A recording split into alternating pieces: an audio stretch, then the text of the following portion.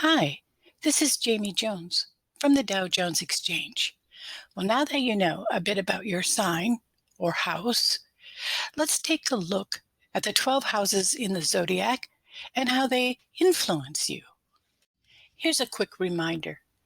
You looked at this chart and you found your sun sign, also referred to as your house.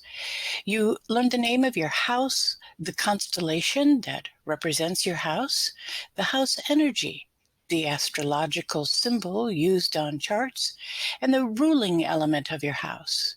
Now, let's learn a bit more about the character of each house and the influence each house has.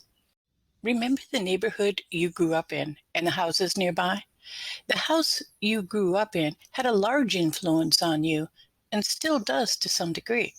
The other houses in your neighborhood also had an influence on you.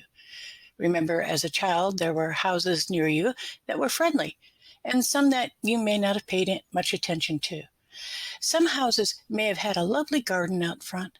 Some may have had barking dogs in the yard. As a child walking past each house of your neighborhood, you had a feeling about that house. That feeling impacted you, and your brain began to make associations of that type of house causing that type of feeling. You were influenced by your neighborhood houses. Well, there are 12 houses in the zodiac, and each house has its own influence on you as well. There are 12 houses in astrology, each ruling or influencing certain areas of your life.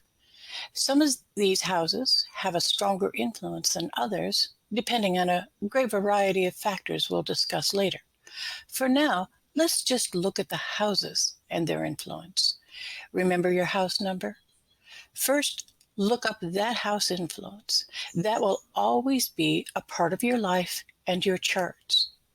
So, in a nutshell, here they are. The first house, Aries, is all about identity.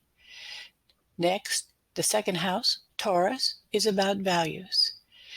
Gemini, number 3, influences communication.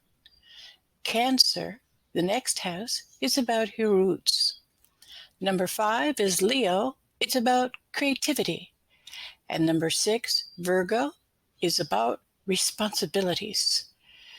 Seventh house, Libra, is about partnerships. And the eighth house, Scorpio, is about intimacy. The ninth house, Sagittarius, is all about beliefs. And number 10, Capricorn, legacy. The 11th house, Aquarius, is about the self. And the 12th house, Pisces, is about transcendency. So here's a quick review. Now you know your house. You know your sign, you know its constellation, the symbol, and you know your house number. You also know the areas of influence your house has on your life. Now, next we'll discover who rules your house, the voice within your house of greatest influence, the planets.